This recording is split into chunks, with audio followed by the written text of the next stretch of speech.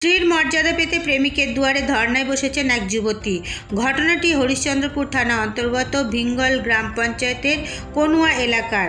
যুবতীর অভিযোগ, পালিয়ে বিয়ে করে ভাড়া বাড়িতে রেখে দিনের পর দিন সহবাস করে পালিয়ে গিয়েছেন তার প্রেমিক।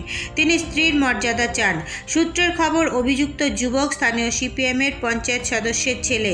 এছাড়াও জানা গেছে, হরিশ্চন্দ্রপুর থানার অন্তর্গত ভিঙ্গল গ্রাম পঞ্চায়েত এলাকার বাসিন্দা ওই যুবতীর সঙ্গে ভবানীপুরের দাসপাড়া এলাকার যুবক শুভেন্দু দাসের সঙ্গে বছর দুয়েকের প্রেমের সম্পর্ক।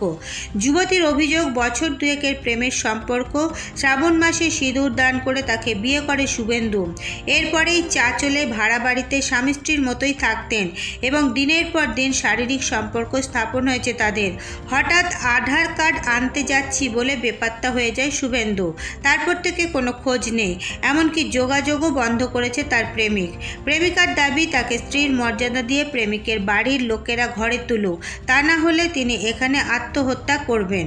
এছাড়াও যুবতীর অভিযোগ, স্ত্রীর মর্যাদা পেতে অভিযুক্তের বাড়িতে গেলে তাকে হেনস্থা করা হয় এবং মোবাইল কেড়ে নেয় অভিযুক্তের বাবা সদানন্দ দাস। এর পাশাপাশি বাড়ি থেকে বলপূর্বক বের করে দেওয়া হয় তাকে। তাই বাধ্য হয়ে তিনি ধর্নায় বসেছেন। যুবতী ধর্নায় বসতেই এলাকায় ছড়ায় চাঞ্চল্য। এই খবর পেয়ে ঘটনাস্থলে পৌঁছায় হরিশ্চন্দ্রপুর থানার পুলিশ। পরে পুলিশ ঘটনাস্থল থেকে মেয়েটিকে উদ্ধার করে থানায় নিয়ে যায়। এই বিষয়ে হরিশ্চন্দ্রপুর পুলিশ জানিয়েছে, মেয়েটির সঙ্গে কথাবার্তা বলা হচ্ছে। পাশাপাশি অভিযুক্তের খোঁজে তল্লাশি শুরু হয়েছে।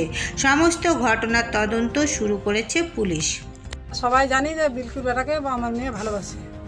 আচ্ছা, কতদিন ধরে সম্পর্ক? এটা অনেক দিন হয়ে গেল, না হলেও দু আড়াই বছর হবে। আপনি কোথায় বাড়ি? ছেলেটার বাড়ি কোথায়? ভবানীপুর দাসপাড়া। কি নাম ছেলেটার? নাম আছে নাগর দাস। আচ্ছা, তারপর আপনার মেয়ে যে দাবি করছে যে তাকে বিয়ে করেছে, তো আপনারা এই বিষয়ে কি জানতেন? বিয়ে করেছে তো ওই পরে জানলাম আমরা, আগে তো আমরা জানিনি। আগে জানলাম তাও এত কিছু হতো না। পরে জানতে পারলাম যে বিয়ে করেছে, ভাড়া বাড়িতে রাখেছে, লে যায়। ছেলেটা বাড়িতে থাকলো, তারপর এখন ওখানে যায় বসে আছে, ঢুকতে দিচ্ছে না ওকে। কে ঢুকতে দিচ্ছে না? বাড়ির লোক, গার্জেন। কে কে কে বাধা দিচ্ছে? শ্বশুর, তারপর ওর মা, শাশুড়ি, ছেলে ভাগতে বেড়াচ্ছে। ছেলে নাই বাড়িতে, রাখেনি ওকে বাড়িতে না। তো না, সেদিন মারেছিল। আর একদিন ঢুকেছিল, শনিবার যায়, তো সেদিন মারেছে ওর মা। মারে বার করে দিয়েছে ধাক্কা দিয়ে, চুলের মুঠি ধরে মারেছে। আমি কি চাইছি, আমার মেয়েকে নিয়ে এলো কারা, ওটাই চাইছি। থানায় যাচ্ছে এখন, অভিযোগ করবেন? হ্যাঁ, অভিযোগ করার জন্য যাচ্ছে। মেয়ে স্ট্যান্ডে দাঁড়িয়ে আছে, আমাকে যেতে বললো এখন।